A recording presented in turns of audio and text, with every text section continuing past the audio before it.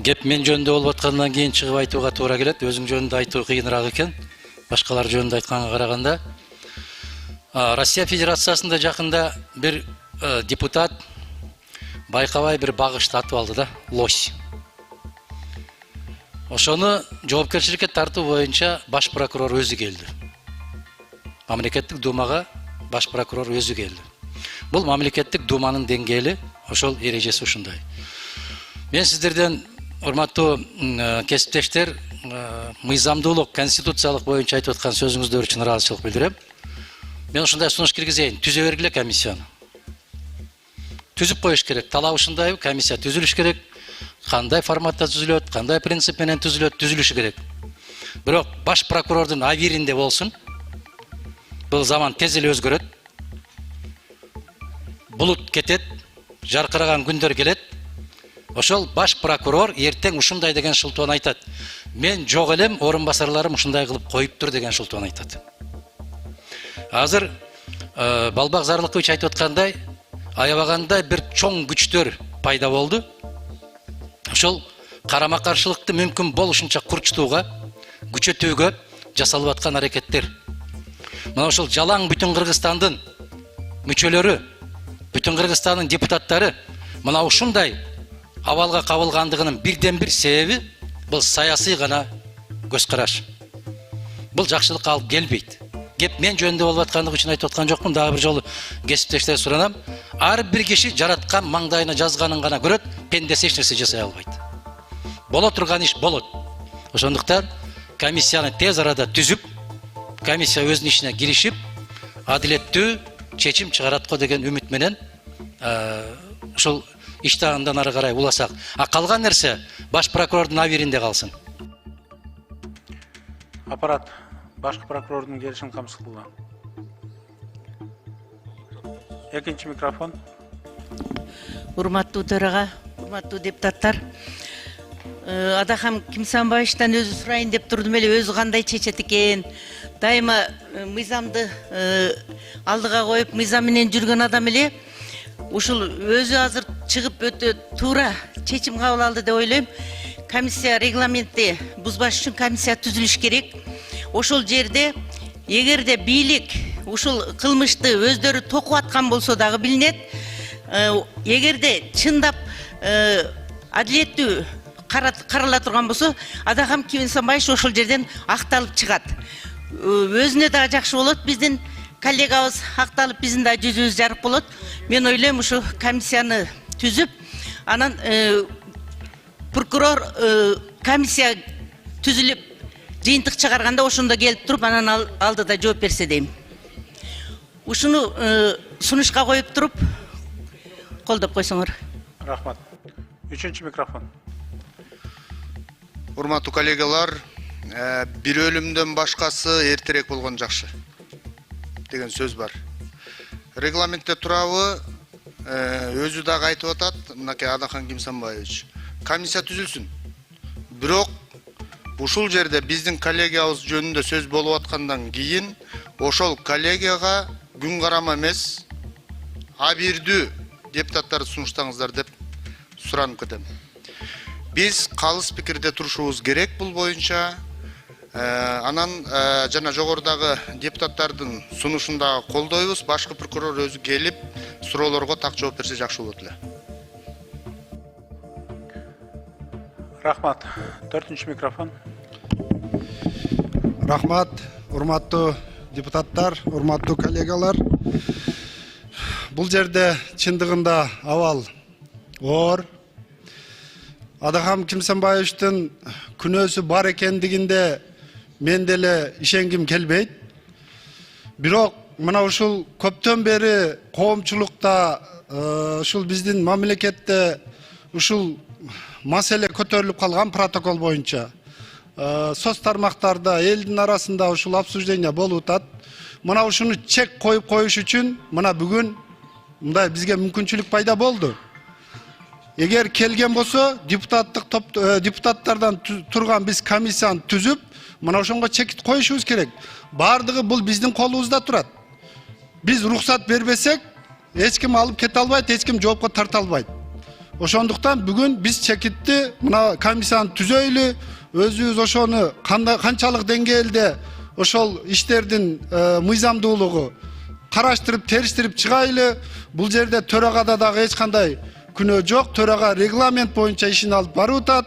Мен Адахан Кимсанбаевичти бул протокол боюнча, бунун мыйзамдуулугу боюнча мен дагы күнөөлөштөн алысмын. Мен дагы ушул Адахан Кимсанбаевичти колдоймун.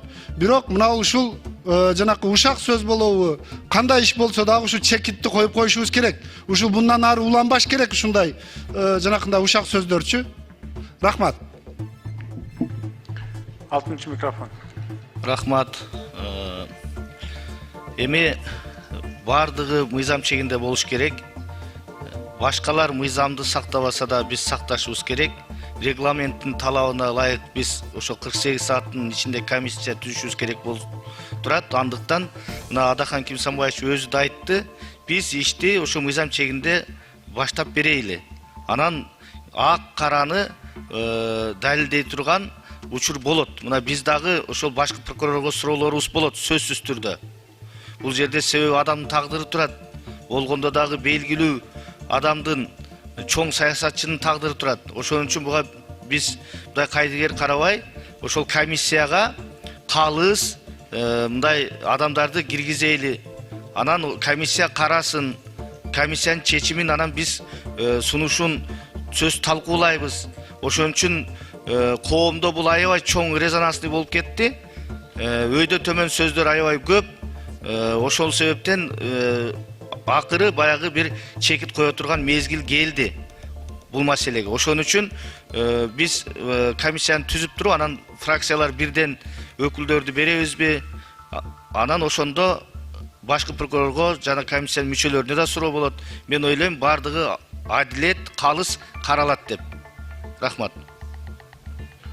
Рахмат. 1-ci mikrofon. Урматтуу төрага, эми мына 48 сааттын ичинде карап бериш керек, комиссия түзүш керек деп айтып атпайбызбы? Эми баягы мыйзам чегинде ошол Адахан Кимсанбаевич баягы депутат биздин катарыбызда отурат. Ошол Кыргызстанда сыйлуу ошол адамдардын бири. Эми баягы прокурорду чакырып атабыз, прокурорду. Аны чакырбай эле ошол комиссияны түзүп, ошол комиссия канча убакытта, бир айдын ичинде карап, ошол комиссияга мындай таза акыйкаттуу адамдарды киргизип, ошол комиссия менен кошо карап бүткөндөн кийин прокурорго дагы, ошолордун кызматкерлерине дагы суроо болот да. Азыр чакырып прокурор окуп бериш үчүн чакырган эмне? Азыр комиссияны түзүп эле, мен дагы ошол бүгүнкү мына Нурлан Шакиев коллегаларыбыз айтып кетти. Ошол боюнча комиссияны түзүп туруп, ошол комиссия иштеп, акыйкат чечимин чыгарып берсин да. Рахмат. Рахмат. 6-ncı mikrofon. Негизи мурун тажрыйба мындай болгондо, сунуштамалар түшкөндө башкы прокурор өзү келип ошону окуп, суроолорго жооп берип, анын комиссия түзүлгөн. Мен мисалы катары мына ошол эле биздин президентибиз Садыр Жапаров боюнча 2012 жылда бир имарат боюнча комиссия түзүлгөн. Мен ошол комиссияда мүчө болгом. Ошол учурда башкы прокурор келип биринчи представленияны бергенде бул жерде доклад кылган. Тартип негизи ушундай болуш керек. Анан азыр дагы ошол тартипти кылсак менимче туура эле да. Себеби бул дагы практика болуп калат, прецедент болуп калат да. Көнүп баштайт анда. Жөн эле сунуштаманы берип өзү келбей, комиссияга, анан комиссиядан кийин келип, бул өзү туура эмес. Келип айтыш керек, коомчулук дагы угуш керек аны. Ошон үчүн сунуш ушундай берет элем, дагы бир жолу урматтуу төрага, кийинки жумада маселени карайлы. Комиссияга түзгөнгө убакыт бар. Эчтеке болбойт кийинки жумада түзсөк. Рахмат. Рахмат. Урматтуу коллегалар, берде 1-ci комитеттин сунушун добушка коем. Медер Куанычевич, комитеттин чечими.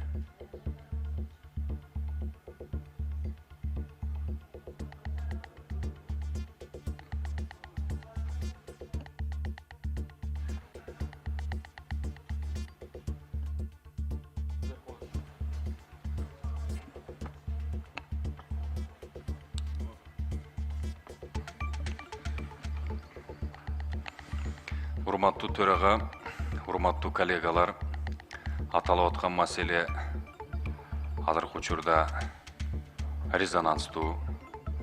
Бул маселеге ушул жерде комитеттин төрагасы катары биз эч кандай тиешебиз жок. Болгону эртең мененки күнү башкы прокурордун сунушу жогорку кеңешке келип түштү. Мыйзамга ылайык комитет аталган маселени карап туруп, ошол башкы прокурордун сунушун жалпы палата карасын, жалпы палата чечсин деп жолдомо берип, сопроводить этип, чечимди окудук. Мыйзамда кандай каралат? Мүмкүн бир аз түшүнбөстүк болуп калды окшойт. Азыр 48 саатта эле Адахан Кимсанбаевди камап салуу деген маселе эмес. Мыйзамда ушундай жазылып калыптыр. Буну мен ойлоп тапкан жокмун. Же башка бирөө ойлоп тапкан жок. Кыргыз Республикасынын жогорку кеңешинин регламентинде ушундай жазылыптыр. Эгерде башкы прокурор кайсы бир депутатты жоопкерчиликке тартам деп сунуш киргизсе, 48 сааттын аралыгында депутаттардын арасынан комиссия түзүлүшү керек экен. Макулдуу эле башкы прокурорго кулдук уруп туруп салып бербестен 48 сааттын аралыгында комиссия түзөт.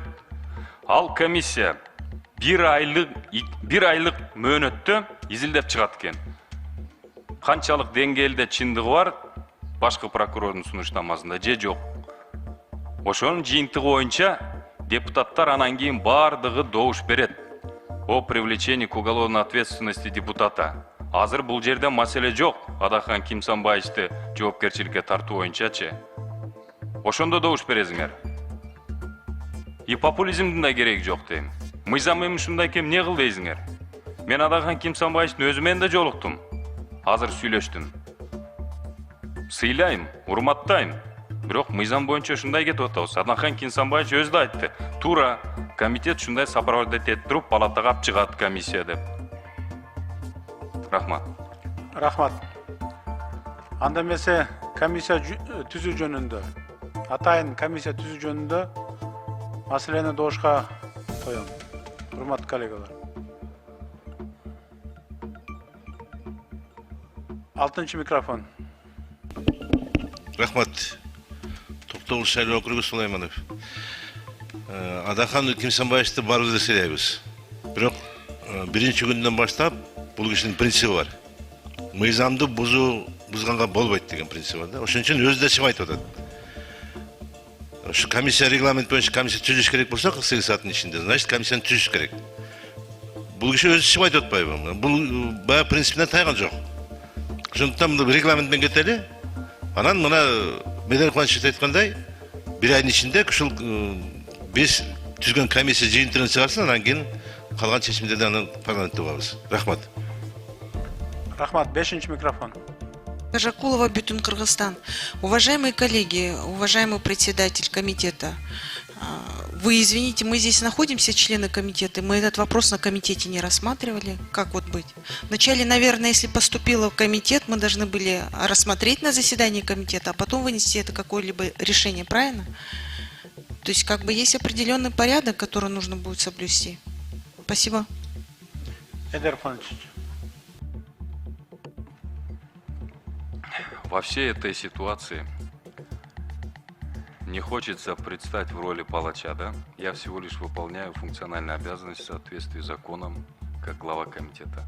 Гуля Ахматхуловна, вы либо не услышали, мы, члены комитета, вот здесь попросили Төрага объявить тонапись.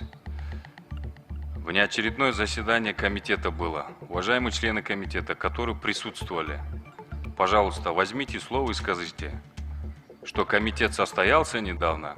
Вот Эльмурза Ракиевич был, Улам Бердибаевич был, Чингис Ильяс Ходжович был. Кворум был, бардыгы отурат. Комитеттин жыйыны болду. Комитет эч кандай чечим кабыл алган жок. Ал болгону башкы прокурордун сунушун палата карасын деп чыгарып атат. Комитет камап салгыла Мадумаровду же тескерисинче актап салгыла деген чечим кабыл алган жок. Мыйзам боюнча кат төрагага келди, төрага комитетке берди, комитет палатага киргизди. Комиссия түзүү керек экен. Мыйзамда шундай каралыптыр деп. Рахмат. Рахмат. 5-ші микрофон. Масалиев бүтүн Кыргызстанда бир кечим сурайм. Урматтуу кесиптештер, албетте биз мыйзамга таянышыбыз керек, биз мыйзамды сакташыбыз керек. Бирок конституция, мурунку конституция оор кылмыштар боюнча эч кандай макулдук албай эле жоопко тартканга мүмкүнчүлүк берет эле. Калган учурларда жана биз регламентке атап кеткен нерсеге таянышыбыз керек. Бүгүн андай эмес, бардык кылмыш боюнча прокуратура, башкы прокурор бизден макулдук алыш керек. Мен деле мындай туура таап атам да комиссияны түзөлү. Урматтуу кесиптештер, ушул ой пикириңерди ушул комиссиянын жыйынтыгына чейин сактап, добуш менен бекемдетип берсеңиздер, бул жакшы иш болот эле да. Мен суран атам. Рахмат.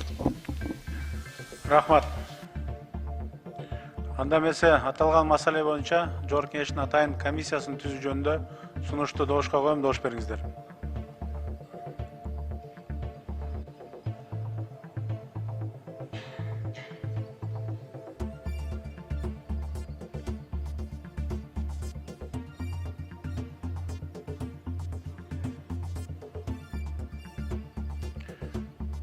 Макул 73, каршы 1, бары 74, катталды 80. Сунуш өттү, чечим кабыл алынды. Эми ар бир фракциядан жана депутат топтон бирден өкүлүңөрдү аталган комиссияга мүчөлүккө сунуш кылсаңыздар.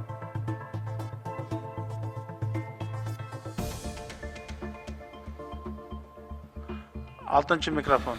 Бизден Ата журт Кыргызстан фракциясынан Айбек Осмоновду сунуш кылабыз.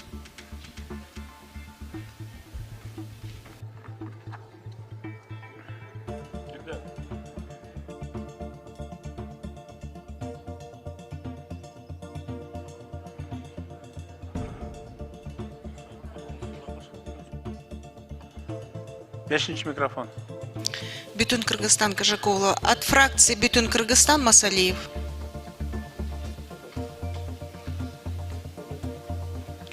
Ынтымак фракциясы. Экинчи микрофон. Ынтымак фракциясы Сыдыков Мурадил. Биринчи микрофон. Ишеним. Бизде Шабазов Махридин. Кабыл алынды. Үчүнчү микрофон. Рахмат. Манас округунан номер 20-чы. Дастанбек Жумабеков. Тактоо иретинде Талант Турмаманович, регламенттин беренесине ылайык тактоо иретинде көңүл буруп койсоңуздар. Регламенттин 107-чи беренесинде парламенттик териштирүү боюнча убактылуу комиссия түзүү деген глава бар. Ошонун 2-чи пунктунда жазылып турат да.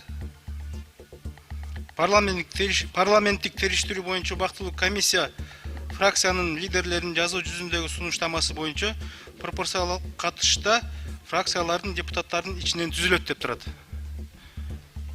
Ушул эске алынып алынбайбы? Комиссия түзүлүп атканда. Ушул пункту. Азыр биз ар бир фракциядан бирден деп койдук, топтон. 107-чи берене.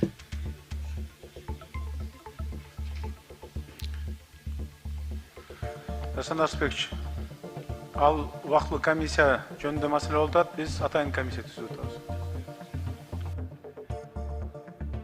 Рахмат. 4-чү микрофон. Ыйман-Нур фракциясынан Динара Ашимова. 5-чү микрофон. Элдик топтон Кенжебаев Аманкан.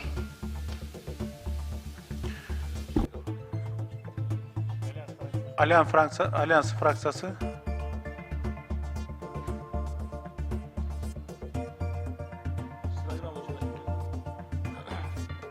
Бешинчи микрофон. Альянс фракциясынан Исраилов Азамат. Рахмат. Урматтуу коллегалар, Жогорку Кеңештин атайын комиссиясынын мүчөлөрүн бекитүүнү добушка коем, добуш бериңиздер.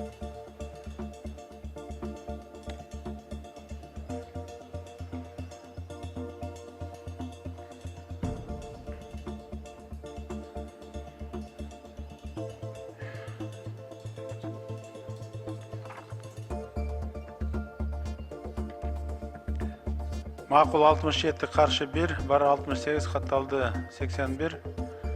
Чечим кабыл алынды. Атайын комиссия регламентте белгиленген мөөнөттө карап, аталган маселени жыйындар залына кароого киргизет.